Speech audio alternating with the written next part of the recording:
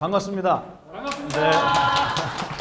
뭔 얘기를 들었을 때 그걸 마음속에 간직을 하고 그게 마음에서 떠나지 않고 나를 계속 괴롭히는 거를 사람들은 트라우마라고도 표현을 해요. 뭐 심리학 용어기는 하지만 뭐 거기까지 들어가지 않는다고 하더라도 계속 뭔가가 기억에 남고 나를 힘들게 하면 그거 진짜 고통스러운 일이거든요. 사람들이 이렇게 얘기를 해요. 야, 그러면은 제가 나한테 욕을 했으니까 저 사람은 어떤 사람이 나한테 이제부터 미운 사람이에요. 근데 저한테 물어보더라고 어떤 분이. 특히 여기서 하면 안 되는 얘기 있잖아요. 저한테 그걸 물어보는 사람이 있어요. 그거 제가 여기서 얘기하면 돼요, 안 돼요? 안 되죠. 근데 꼭 공식석상에서 물어봐요, 저한테 그거를. 그래서 아니 뭐 좋은 사람인 것 같기도 하고 안 좋은 사람인 것 같기도 하고 뭐 잘한 것도 있고 뭐 이렇게 얘기할 수는 없잖아요. 근데 제가 그거를 참 처음에는 곤란해했던 것 같아요. 근데 어느 날 제가 큰 스님께 여쭤봤어요. 스님, 뭐 누군가의 얘기를 하면서 이분은 어떤 분인가요? 라고 물어봤더니 저한테 이렇게 물어보시더라고요. 보만아, 너는 좋은 사람이냐 나쁜 사람이냐? 이렇게 물어보시는 거예요. 저한테. 누가 한 사람을 한마디로 정의할 수 있죠? 이런 사람이야 라고 얘기할 수 있나요? 여러분 그럴 수 있어요? 못하죠? 그러면 보만 스님한테도 안 좋은 면이 있을 거예요. 저한테. 너의 장점이 있고 너의 단점이 있는 거예요. 그러면 너는 어떤 사람이냐 물어보면 난 이런 사람입니다 라고 얘기를 못해요. 맞죠? 여러분도 하나하나 다 마찬가지예요. 그러면 한 사람에게도 좋은 점이 있고 나쁜 점이 있잖아요. 근데 그 사람이 나에게 해코지를 하거나 나를 불편하게 만들면 그 사람 전체가 이제 어떤 사람이 되죠, 우리한테? 나쁜 사람이 되는 거예요. 맞아요. 우리는 생각보다 굉장히 단순합니다. 그래서 이분법적 논리를 갖고 있으면서도 한쪽에 치우치는 거를 굉장히 즐겨요. 그래서 중립적인 자세에 서서 누군가를 이거는 그분은 참 좋고 이분은 좀 부족한 것 같아 라고 이야기하는 게 아니고 그 사람 좋은 사람이야. 그 사람 그 사람 못 써. 그 사람 이상해.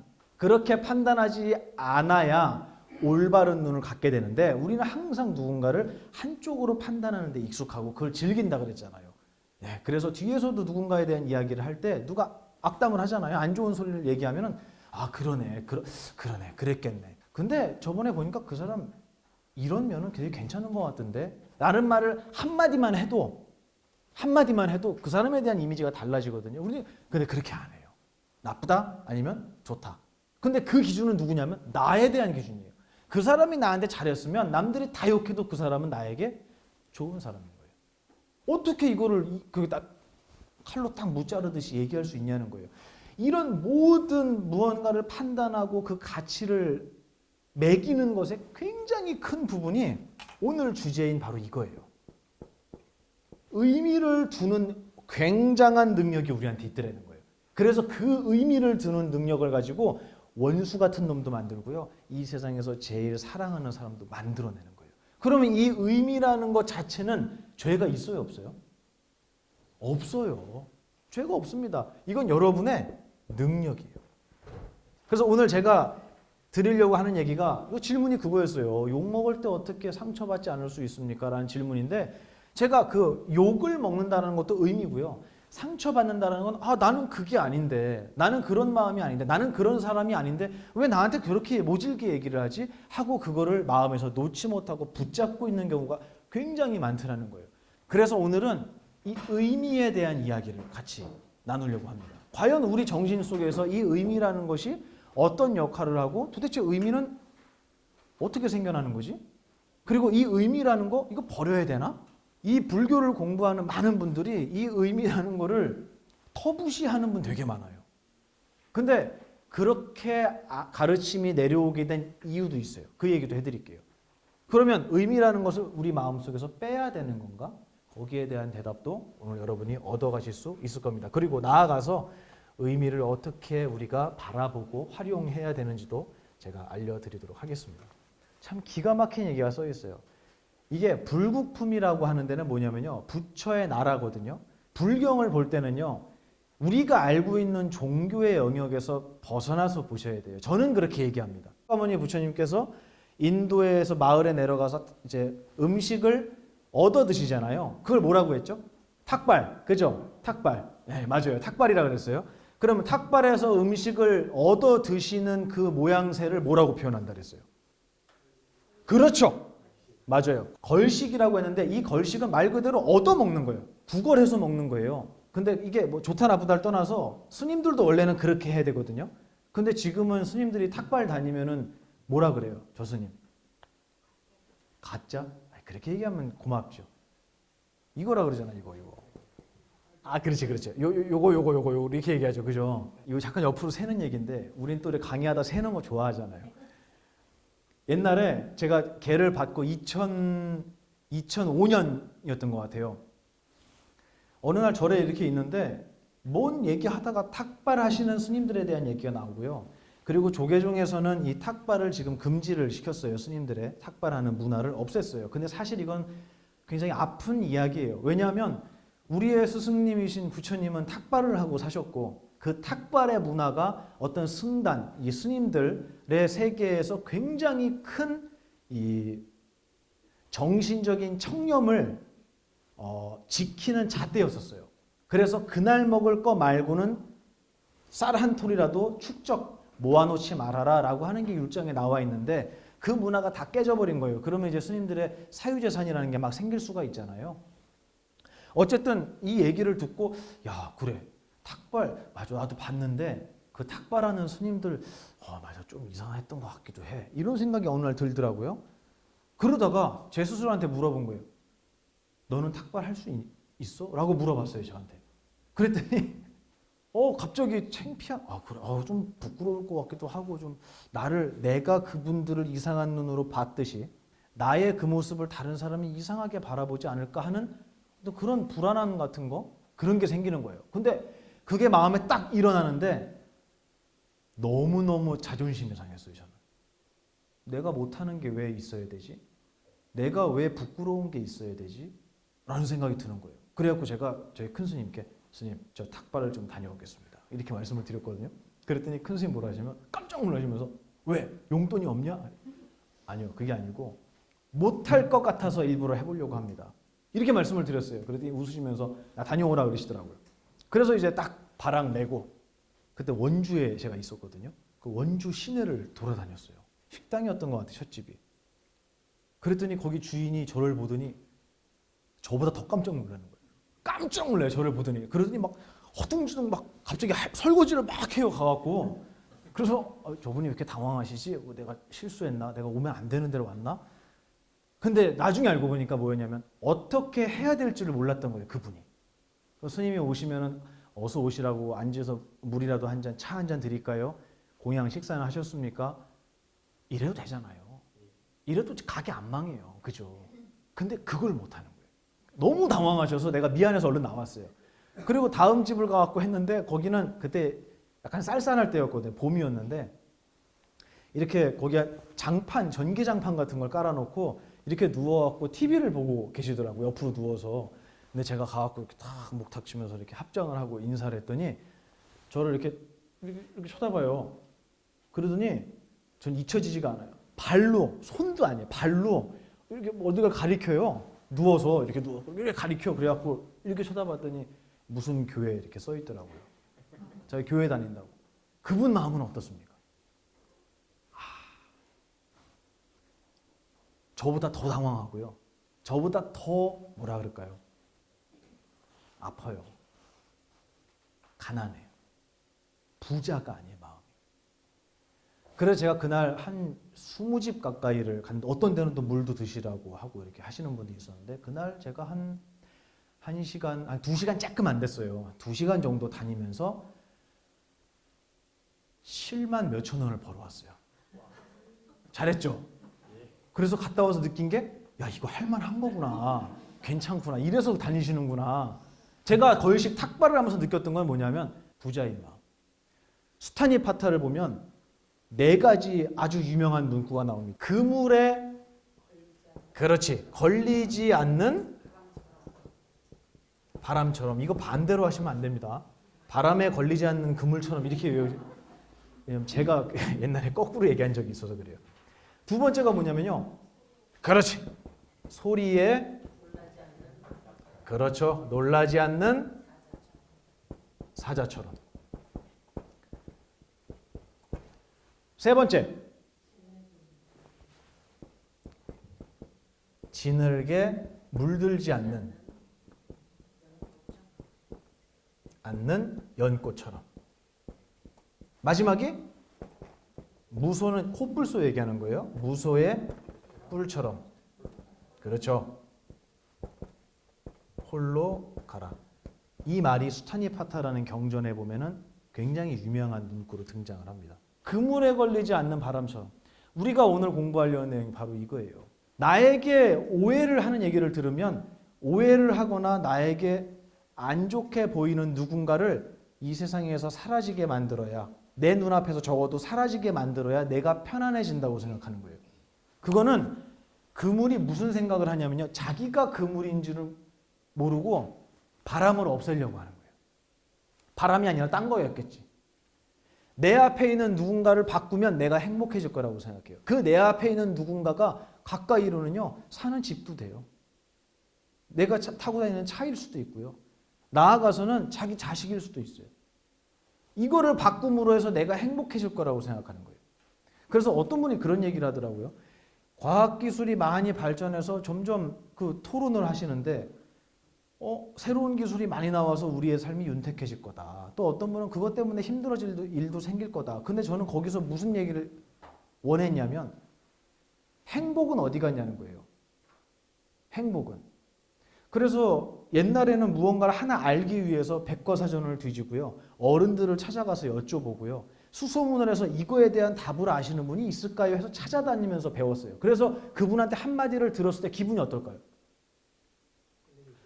기쁨이 생기는 거예요. 이게 지식을 얻음으로 해서 느껴지는 기쁨이거든요. 근데 지금은 어떡하죠?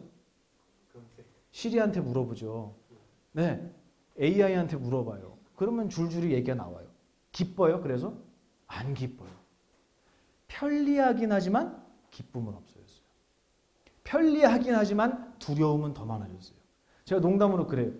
그 밤에 좀 이따가 집에 퇴근 다 하시면은 집에 아파트 보통 사시죠. 아파트에 밤에 지하 주차장에 차 대고 아무도 없어요. 그리고 걸어가는데 엘리베이터를 타려고 그러는데 어떤 남자가 같이 와요. 반가워요? 무서워요? 어쩌다 우리 세상이 이렇게 됐죠? 어쩌다가 아무도 없다가 한 명을 만나면 반가운 게 아니고 무서워진 세상이 됐죠. 그 사람이 누군지 모르잖아요. 근데 일단은 겁부터 나는 거예요. 그래서 제가 아니 그렇게 노력해서 그렇게 돈을 많이 모아서 세상에 옆집 사람 만나면 무서워하는 그 집으로 왜 들어가냐고 제가 농담으로 그래요. 근데 제가 사는 도각사는 이제 밤에 걸어가면 누가 나타나죠 옆에? 고라니.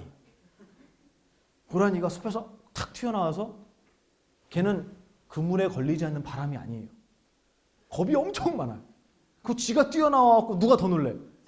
본인은 아니지. 자기가 더 놀래요. 이게 뭐냐면 소리에 놀라지 않는 사자처럼. 사자는 소리가 부시럭하고 나면 놀래요? 안 놀래요? 안 놀래죠? 왜 안 놀래죠? 자기가 왕이니까. 그렇지. 자기가 제일 세니까. 안 놀래요. 소리에 놀라지 않는 사자처럼. 이 얘기는 뭐냐면 내가 이 세상에서 왕인 거예요. 두려움이 없어요. 고라니는 소리가 나면 소리를 어떻게 인식합니까? 어떤 기분으로 인식하죠? 그렇지. 위협으로 인식을 하는 거예요. 근데 사자는 오히려 먹을 거예요. 먹인 거예요. 그게. 여러분에게 다가오는 소리를 여러분은 어떻게 인식하고 계세요? 심한 분들은 이런 분들이 있어요. 벨만 울리면 심장이 벌렁벌렁 뛴대요. 여러분 겪으신 분 있을 것 같아요. 내가 왕이라는 걸 아는 사람은 소리에 놀라지 않아요. 동요하지 않습니다. 그물에 걸리지 않는 바람처럼, 소리에 놀라지 않는 사자처럼. 그 다음이 지늘게 물들지 않는 연꽃처럼. 연꽃 어디서 살죠? 지늘게 뿌리를 받고 살죠. 그래서 공부하시는 분들이 이거를 올바로 이해하지 못하시면 마치 승과 속, 다시 얘기해서 세속과 세속을 벗어난 스님들의 세상 또는 형이 하악의 세계와 형이 상악의 세계가 나눠져 있다고 생각을 하는 거예요. 나눠져 있긴 해요. 근데 어떻게 나눠져 있냐면 이렇게 나눠져 있는 게 아니에요. 하나 속에 두 장이 겹쳐져 있어요. 이게 무슨 소리인지 이제 공부하시면 아실 거예요. 불교라는 가르침에서 알려주는 보이지 않는 법칙이 이 현상 세계에 그대로 있어요. 그래서 제가 경전에 대한 얘기를 아까 하다가 지금 이 얘기를 한 건데요. 경에 걸식한다고 부처님이 걸식한다고 나오면 아 나도 걸식하는 거구나 라고 일단 생각하고 보시면 돼요. 근데 왜인지는 스승님한테 배워야 돼요. 왜 그런지는. 제가 저번에 설명을 드렸어요. 제가 여기서 여러분한테 지금까지 쭉 강의 시작하면서부터 지금까지 쭉 한 얘기들 여러분 다 기억에 담으셨죠? 맞죠? 아까 제가 우리 강아지 이름 뭐라 그랬죠? 기억나세요? 그렇지. 이거 봐. 제가 얘기하기 전에 아셨어요? 모르셨어요? 몰랐어요. 근데 그거를 얘기했더니 바로 여러분 어디다 집어넣었어요? 기억에 집어넣었어요. 엄청나게 중요한 작업입니다. 이거. 기억. 기억 속에다 여러분이 저장을 딱 하고 나서 지금 제가 질문을 하니까 이제 어디를 찾아봤죠? 시리한테 물어본 게 아니에요.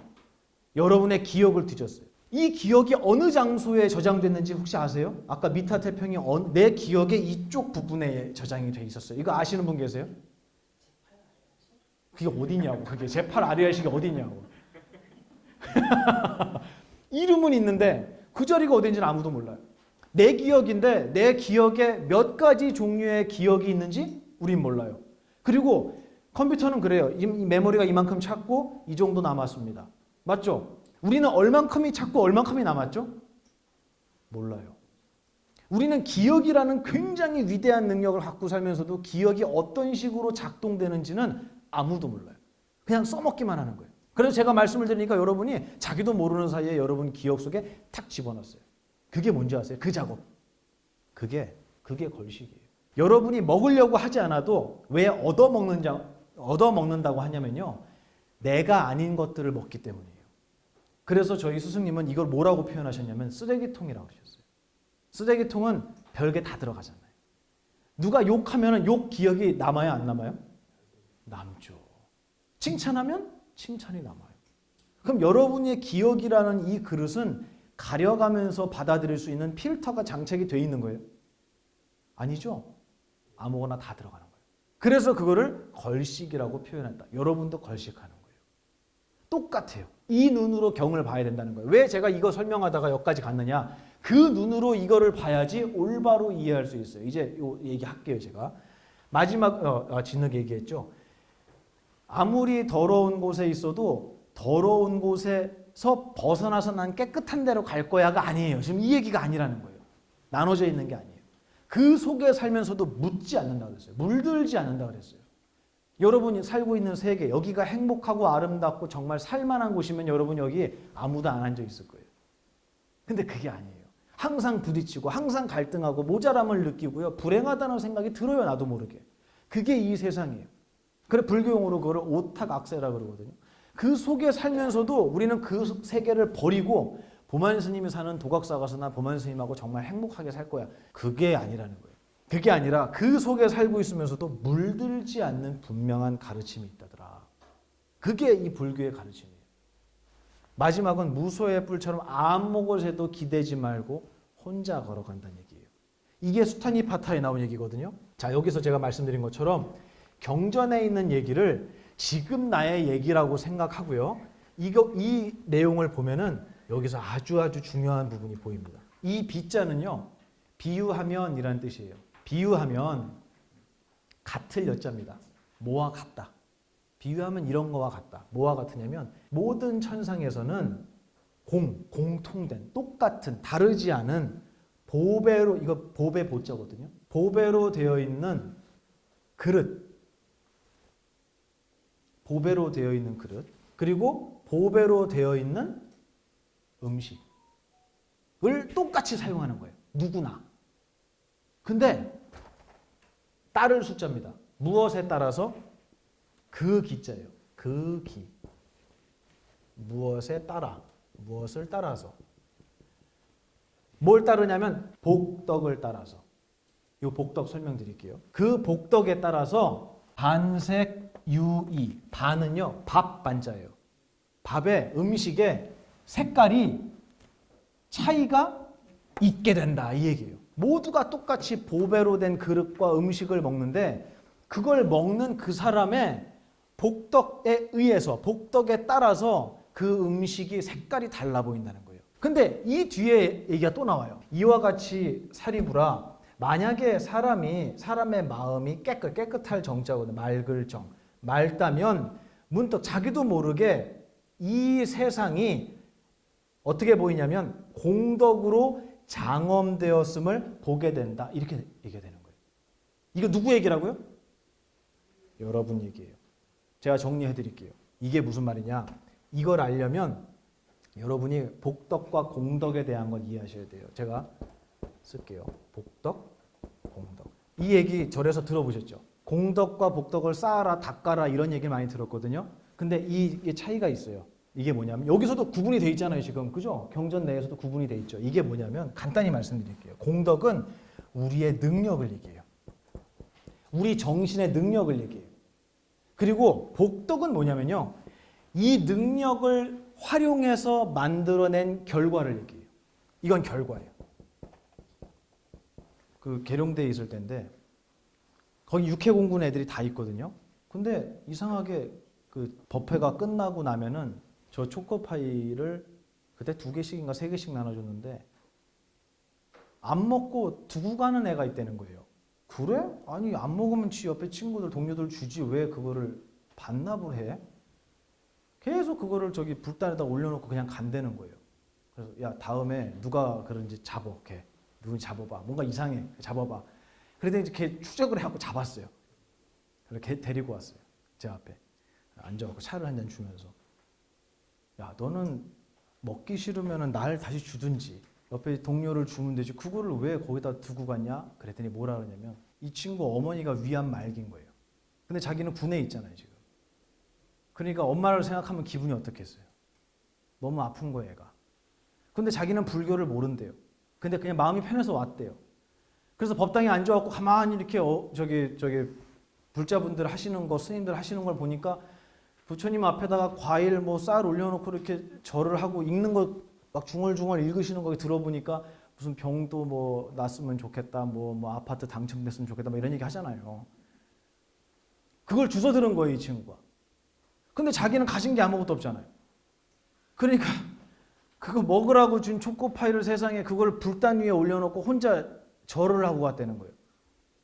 야, 제가 그 얘기를 듣는데 제 스스로가 너무너무 부끄러웠어요. 그 친구한테 이 초코파이는 어떤 의미죠? 제가 생각하는 초코파이와 같습니까? 아니죠. 저는 간식이었어요. 그 친구는 간식이 아니고 부처님께 올리는 공양이었어요.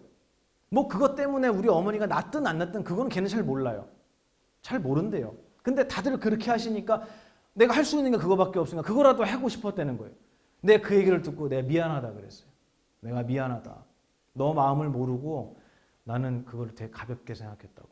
알았어. 어머님 성함이 뭐냐. 그리고 어머님 성함 받아줬고 제가 해갖고 내가 스님이 다음번에 법회할 때 어머님 위해서 내가 기도해 줄 테니까 너무 마음 쓰지 말라고. 그렇게 하고 그 친구는 못 봤어요. 그게 마지막이었어요. 그 친구한테 초코파이라는 거는 저에게 있어서 초코파이가 아니에요. 그러면 이거는 이름이 하나잖아요. 맞죠? 하나의 물건이에요. 하나의 물건인데 그걸 보는 사람에 따라서 그것의 의미가 어떻게 되죠? 달라지는 거예요. 이게 뭐냐? 초코파이는 공덕이에요. 그 친구의 초코파이는 복덕이에요. 저의 초코파이도 복덕이에요. 다시 얘기하면 의미를 지을 줄 아는 능력, 그거는 공덕일까요? 복덕일까요? 공덕이에요. 그거를 불교용어로 공덕이라고 해요. 의미를 지을 줄 아는 능력 여러분 다 있잖아요. 그 능력 자체는 공덕이라고 그래요. 생각할 줄 아는 능력은 공덕이에요. 옛날 지나간 일을 기억해낼 수 있는 능력은 공덕이에요. 그러면 여러분에게 몇 가지 공덕이 있겠어요? 헤아릴 수 없죠. 정말 많습니다. 헤아릴 수 없어요. 불경에서는 이 공덕에다가 다 이름을 붙여요. 여기다가 이름을 붙이는데 그 이름 뒤에 뭐라고 나오냐면 XXX 보살 이렇게 붙어요. 이름이. 관세음 보살, 문수 보살, 보현 보살, 지장 보살. 그거는 우리 정신의 능력에 이름을 붙이는 거예요. 그리고 이 보살들이 경에 보면 무슨 일을 하냐면 중생을 위해서 무언가 일을 한다 그래요. 그죠? 지장보살은 중생을 지옥에서 구제한다. 그럼 지장보살이라는 사람이 땅 파고 지옥에 들어가 거기 있는 사람을 손을 잡고 끌어올리는 게 아니고 이런 능력이 중생, 무리지어 생겨나는 거. 무리지어 생겨나는 게 뭐냐면 우리의 복덕을 얘기해요. 무리지어서 생겨나는 거예요. 공덕에 의해서 생겨나는 것들이. 그래서 의미를 담을 줄 아는 우리의 공덕을 가지고 우리는 어떤 복덕을 짓느냐 이거예요. 어떤 복덕을 짓냐면 미워하는 복덕 이런 거 지었던 거예요. 생각할 줄 아는 능력을 생각할 줄 아는 공덕을 주었더니 그걸 가지고 뭘 하느냐면 어떻게 하면은 노력하지 않고 돈을 벌 수 있을까라는 복덕을 지은 거예요. 그러면 이 공덕이라는 입장에서 보면은 얘는 죄가 없죠. 그죠? 얘는 죄가 없어요. 그래서 불보살들은 죄가 없어요. 근데 이걸로 인해서 생겨난 복덕에는 죄가 있을까요? 없을까요? 여긴 죄도 있고, 그렇죠. 의미가 있기 때문에 죄도 있고 벌도 있고 복도 있고 별게 다 있어요. 그러면 공덕도 많은데 이거를 활용해서 만들어낸 복덕의 개수는 어떨까요? 무한한 거예요. 그래서 부처의 공덕도 무한하지만 부처의 복덕은 헤아릴 수 없다는 얘기가 경에 등장하는 이유가 바로 그 얘기예요. 여러분 얘기예요. 우리 얘기예요. 우리 정신의 능력도 엄청 많아요. 하지만 그 능력을 조합하고 활용해서 우리는 별별 생각을 다 만들어내는 거예요. 그게 이름이 뭐라고요? 복덕. 자, 이제 이 경을 보자고요. 다시 읽어볼게요. 하늘에 있는 사람들이 똑같은 보배로 되어 있는 그릇과 음식으로, 공통된 그릇과 음식으로 밥을 먹어요. 그걸 사용해요. 그런데 뭐에 따라서? 그 사람의 복덕에 따라서 어떻게 된다고요? 밥의 색깔이 달라진다. 여러분의 정신의 능력을 어떻게 활용하냐에 따라서 여러분 앞에 드러나는 세상의 색깔이 달라진다는 얘기를 하는 거예요. 두 번째 볼까요? 그래서 사리부라, 만약에 사람의 마음이 깨끗하다면 문득 보게 된다고. 이 내가 지금까지 살아왔던 이 땅이 뭘로 보이냐면 공덕이, 나의 정신의 능력이 장엄은 꾸민다는 소리예요. 장식하는 거예요. 이 세상, 내가 살고 있던 이 세상이 알고 보니까 내 정신의 공덕으로 장엄되어 있던 세상이더라 라는 얘기를 하시는 거예요. 이해가 되십니까? 이게 열심히 부처님 앞에서 절하고 자기 잘못 뉘우치고 하면은 복 받는다는 얘기예요? 아니죠. 여러분 얘기하는 거예요. 여러분의 정신의 능력으로 이 세상의 색깔이 달라지는 거예요. 오늘 제가 얘기하려고 하는 바로 그 내용이 의미입니다. 의미는 공덕이에요, 복덕이에요? 의미를 지을 줄 아는 능력 말이에요. 능력은 공덕이죠. 그렇죠. 근데 그 의미를 가지고 미움을 만들어서 이 미움은 뭐예요? 그렇죠. 그것만 구분하시면 돼요. 여러분에게는 누구에게나 똑같이 깨지지 않고 변하지 않고 사라질 수 없는 공덕이 있어요. 여러분 다 갖고 있어요. 근데 그거를 어떻게 활용해내느냐, 어떻게 써먹느냐는 굉장히 중요한 거예요. 왜냐하면 그걸 어떻게 써먹느냐에 따라서 이 복덕 때문에 밥의 색깔이 달라진다고 했단 말이에요. 자, 그러면 여러분이 의미를 짓는 데 있어서 욕 먹을 때 어떻게 하면 마음의 상처를 안 받을까요? 라는 질문을 했어요. 그러면 우리는 기본적으로 제일 먼저 드는 생각이 욕하는 놈을 없애면 된다고 생각해요. 욕을 안 들으면 된다고 생각해요. 근데 그게 가능한 일이에요? 누군가에 의해서 그 사람의 잣대에 의한 장점과 그 사람의 잣대에 의한 단점이 나에게 있다는 거예요. 그럼 그런가 보다 해야지 어떻게 할 거예요? 결국 다시 얘기하면 그 사람의 견해로 세상을 판단하는 거, 그 사람의 공덕으로 자기의 세상을 장엄하는 이 법칙을 우리가 막을 수 있냐는 거예요. 못 막아요. 여러분이 세상을 보면서 야, 이 세상은 이런 곳이야. 보만 스님을 보면서 보만 스님이 이런 사람이야 라고 생각하는 걸 그 누가 막을 수 있어요? 그 세계는 여러분이 왕이에요. 천상천하 유아독존이에요. 여러분이 왕이에요. 여러분밖에 없어요. 여러분의 세상 속엔 모든 것을 결정하고 판단하고 기준 짓는 사람이 여러분이에요. 그래서 내 공덕을 가지고 세상을 장엄하는 이 위대한 정신의 능력을 막을 수 있는 자는 아무도 없어요. 그래서 앞에서 너 이렇게 얘기해 그러고 누가 고문하잖아요. 그럼 알겠습니다. 잘못했습니다. 해놓고 뒤에 돌아서 뭐라 그래요? 웃기고 있네. 이런다고. 아무도 못 막아요. 그만큼 여러분의 정신의 힘은 위대해요. 그런데 그 위대한 거를 어떻게 사용하느냐, 어떤 복덕으로 만들어내느냐, 바꾸어내느냐는 공부해야 되는 부분인 거예요. 중학교 3학년쯤 됐을 것 같아요. 버스에서 내려서 절에 들어가려면 한참 가야 되는데 거기 2차선 지방도가 있었거든요. 버스에서 탁 내렸어요. 그러니까 버스가 출발을 했죠. 그리고 길을 건너야 되는데 길 건너에 보니까 이렇게 강아지가 한 마리가 있는 거예요. 이렇게 생겼어요, 강아지가. 이렇게 생겼어요. 어떻게 생겼는지 아시겠죠? 하얀색인데 털복숭이에요. 무서워하더라고요, 저를. 그래서 쭉 그 길을 따라서 도망가다가 저 앞쪽에서 제가 서 있는 쪽 건너편으로 길을 건너는데 차가 바로 온 거예요. 그래서 쳤어요, 걔가. 바로 죽었죠.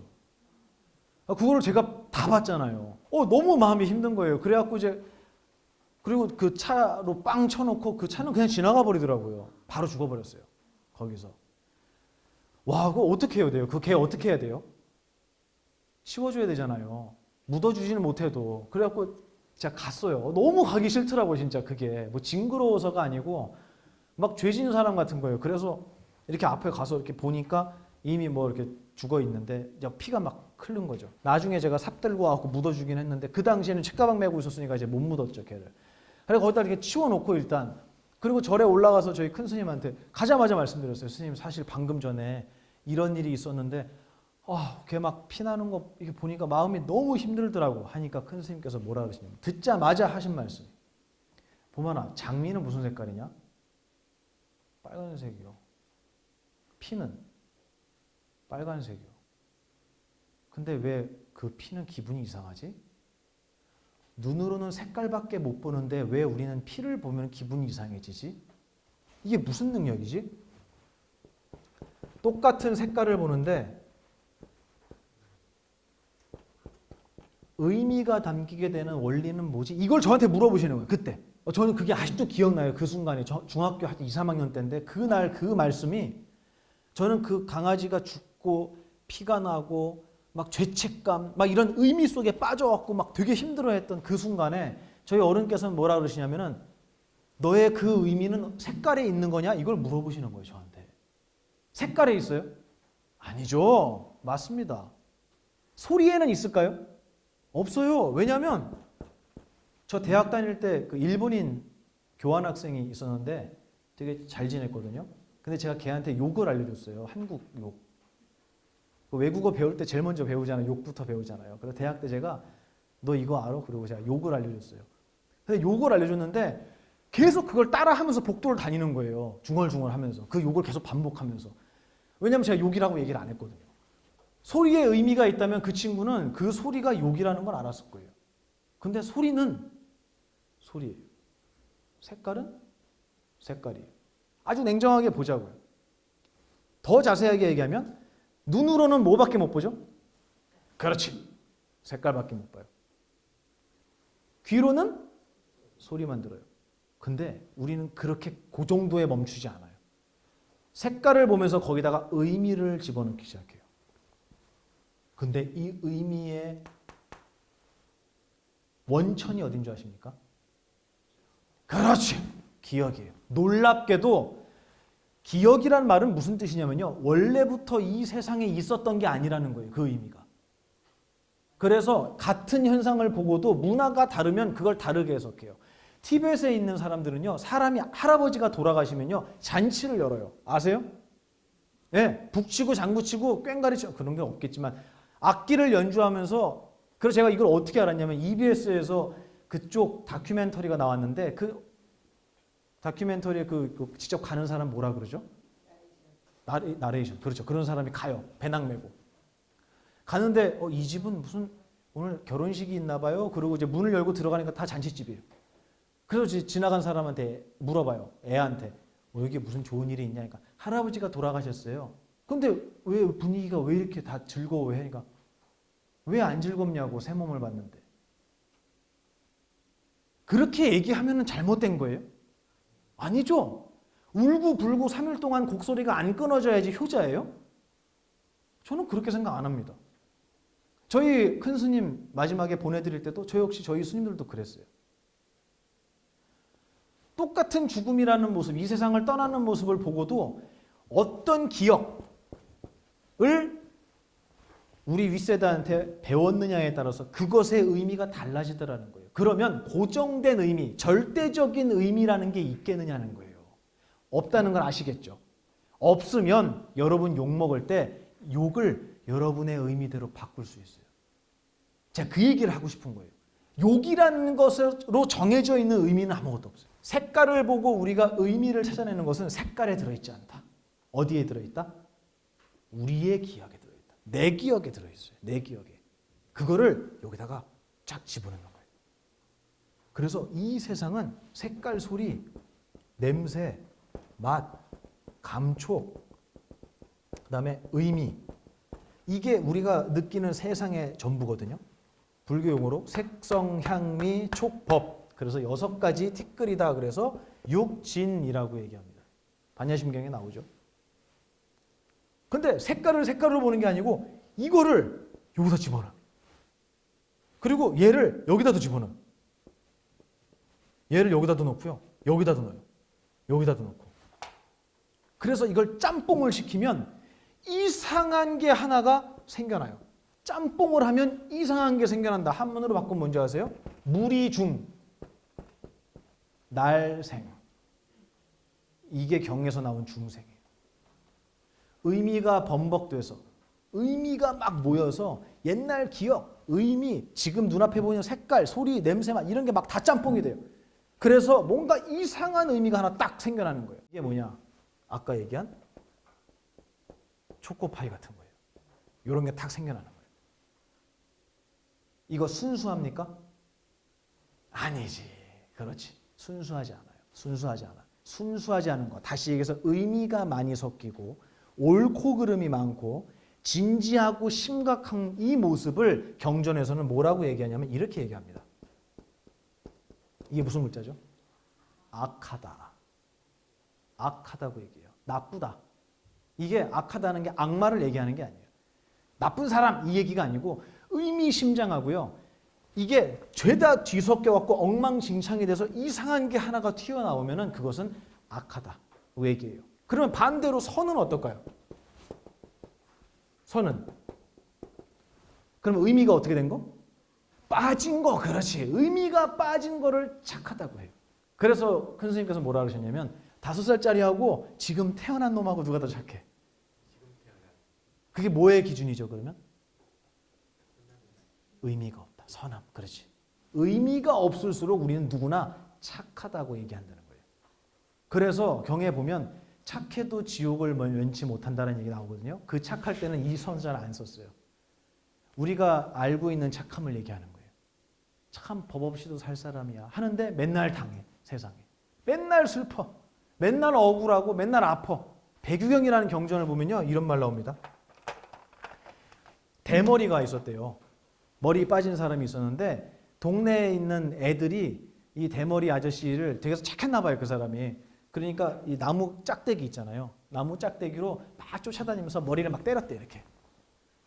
되게 짓궂죠 애들도. 막 때렸는데 문제는 뭐냐면 그 머리를 막 맞으니까 상처가 나잖아요 머리에. 그래서 피가 막 났대요. 근데도 아무 말도 안 하고 맞고 있더라는 거예요. 그래서 옆에 있는 사람이 물었대요. 아니 왜 못하게 하지 왜 그걸 맞고 있습니까? 그랬더니 이분이 뭐라 그러냐면 모든 것은 지나가서 남음이 없는데 내가 뭐하러 그걸 그만두게 하냐고. 그랬더니 모든 사람이 비웃었다. 이렇게 끝나요. 잘했다는 얘기예요? 아니죠. 이 법을, 이 불교를 공부하는 사람들은 이상하게 그쪽 마인드가 되기 쉬워요. 억울한 게 있어도 참아야 될 것 같고요. 내가 힘들어도 내가 인내해야 될 것 같고 내가 양보해야 될 것 같고요. 이게 뭐냐면 그렇죠. 다 지나가는 거 맞아요. 다 지나가서 남지 않아요. 그럼 맞고 있어야 되냐 이거예요. 이거는 한쪽밖에 못 배운 거예요. 이건 굉장히 중요한 얘기입니다. 제가 오늘 여러분한테 지금 이 의미에 대한 얘기를 하는 걸 가만히 들어보면 이 이야기의 흐름이 어느 방향으로 향하냐면 여러분 느끼실 거예요. 아, 의미를 빼란 얘기구나. 여러분 그렇게 생각하지 않으셨어요 혹시? 제가 얘기하는 큰 흐름이 그쪽을 향하는 것 같지 않아요? 맞죠? 맞아요. 틀린 건 아니에요. 하지만 저는 의미 빼고 사시란 얘기를 하는 게 아닙니다. 이게 가장 큰 차이예요. 의미 빼고 사세요. 귀에 들리는 건 소리만 들리니까 남이 욕을 해도 소리구나 하고 계세요. 이게 뭐냐면 머리를 나뭇가지로 두드러 맞고 있는 거예요. 그러면서도 참고 있는 거예요. 그 소리가 아니에요. 근데 왜 의미 빼는 연습을 제가 하라고 말씀드릴까요? 이건 왜 그러냐면 법당에 오는 애기들, 한 5살쯤 되는 애기들은 제가 항상 얘기하죠. 남자애들은 제일 힘든 벌이 뭔지 아세요? 그렇지. 뛰지 마. 가만히 있어. 여자애들은 떠들지 마. 제일 힘들어. 그러면 뛴다는 건 어떻다는 거예요? 건강하다는 거예요. 여자애들이 떠드는 거는 건강한 거예요. 근데 왜 그걸 못하게 하죠? 이유가 있어요. 달리기만 좋아하고 가만히 있지 못하는 애한테는 이리 와봐. 이리 앉아봐. 앉는 법을 알려줄게. 밖에 나가기를 싫어하는 애들은 손잡고 나와야 돼. 일로 와. 밖에서 뛰어노는 거 알려줄게. 어느 부모가 안 그러겠습니까? 맞죠? 이건 뭐냐면 아까 제가 공덕과 복덕 얘기했죠. 우리에게는 달릴 줄 아는 공덕과 가만히 앉아 있을 수 있는 공덕을 다 갖추고 있어요. 맞죠? 근데 하나만 쓰고 하나는 못 쓰는 거예요. 다시 얘기하면 우리는 의미를 넣을 줄만 알지 의미 빠진 거는 우리는 한 번도 안 해봤습니다. 의미를 많이 담는 사람일수록 세상에서는 잘한다고 얘기했어요. 근데 우리는 의미를 빼는 것도 할 줄 알아요. 언제 빼야 되냐고요? 내가 힘들 때. 나 때문에 강아지가 쳐서 죽은 것 같아 라는 생각이 들 때는 의미 빼고 보는 연습을 하는 거예요. 써먹어야 될 거 아니에요. 왜 하나밖에 모르죠? 왜 우리는 의미 담는 연습만 해야 되죠? 빼는 것도 해봐야 되잖아요. 불교에서 의미 빼는 법을 알려주는 것은 의미를 빼는 게 맞기 때문이 아니에요. 우리는 의미를 뺄 줄 아는 능력도 가지고 있어요. 근데 한 번도 이걸 써본 적이 없는 거예요. 의미를 담을 줄만 알았던 거예요. 자, 그러면 오늘 제가 말씀드리는 건 의미를 빼란 얘기예요, 담으란 얘기예요? 그렇지. 빼라는 얘기도 아니고 담으라는 얘기도 아니고 그 두 가지가 본래 나의 갖추어진 능력인데 그거를 전혀 활용을 하지 못했다는 얘기예요. 그래서 우리가 가지고 있는 능력을 올바로 이해하고 구조를 올바로 파악한 후에 사용을 하면 다치질 않아요. 제가 이걸 어떻게 표현해 드리냐면 시대가 갈수록 칼이 잘 듭니다. 칼이 기가 막혀요. 그래서 요즘 이 칼은 AI가 탑재된 칼이에요. 그래서 옛날에는 손만 대면 손이 베었다면 이제는 손을 갖다 대려는 마음만 내도 손이 베어요. 이 정도로 잘 들었다고 치자고요. 그 칼이. 그런 칼을 제가 여러분한테 다 드렸어요. 근데 여러분은 칼이라는 걸 처음 봤어요. 그래갖고 이게 뭐예요? 하고 잡았는데 칼날을 잡는 거예요. 그럼 어떻게 되죠? 내가 아파요. 내가 다쳐요. 아니 거길 잡으면 어떡해요? 반대를 잡아야지. 왜 손잡이가 이쪽인데. 제가 알려드렸더니 손잡이를 잡았어요. 그랬더니 누가 다쳐요? 옆 사람이 다쳐요. 그럼 어디를 잡아야 되냐고요. 과학이 발전하고 문명이 발전할수록 우리는 날카로운 칼을 매일매일 만나는 거예요. 근데 어떻게 사용해야 되는지는 아무도 안 가르쳐 주는 거예요. 가장 발달된, 고도로 발달된 기술이 뭔지 아세요? 우리 생각할 줄 아는 기술입니다. 이거는 본래부터 갖고 왔지만 아무리 과학이 발전해도 이걸 따라올 수 있는 기술은 없어요.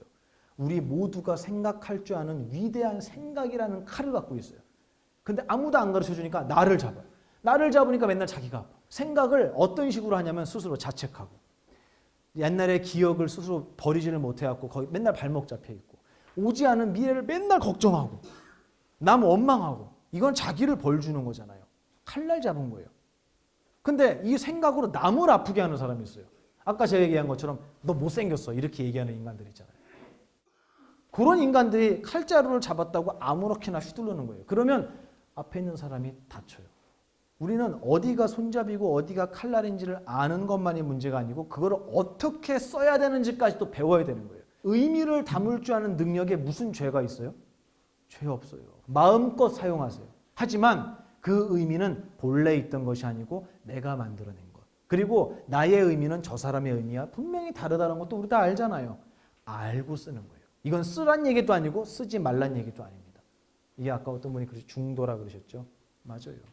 그 얘기를 하는 거예요. 야, 누가 너 보고 너 저번에 이렇게 했잖아. 그 일 이거 이런 것 때문에 너 이렇게 여기서 득 보려고 너 일부러 이렇게 한 거라고 누가 그러더라? 그럼 그래? 어쩌라고 그래서. 그렇지. 소리는 소리로 듣는 거예요. 써먹으세요. 그리고 의미를 담아야 할 때는 담으세요. 괜찮아요. 근데 우리는 담을 줄만 알고 뺄 줄은 몰랐던 거예요. 그러니까 빼기를 제가 연습시키는 지금 그 얘기를 하는 겁니다. 이해가 되셨죠? 여러분들은 의미 담는 거는 연습 안 해도 돼. 이미 프로들이에요. 그리고 굉장히 왜곡된 의미를 되게 잘 담아요. 근데 가만히 공부하다 보니까 이거 뺀 거는 한 번도 안 해봤더라 이거예요. 그러니까 빼보자는 거예요. 빼보세요. 이거는 자기만의 수행입니다. 의미 빼고 세상을 봐주시면 의미가 빠진 여러분의 견해대로 그 공덕대로 여러분의 세상은 장엄될 거예요. 그렇게 아름답게 꾸며질 거예요. 잊지 마시고 의미 빼기 연습 다음 시간까지 한번 열심히 해보시고 또 반가운 얼굴로 다시 만나겠습니다. 고맙습니다.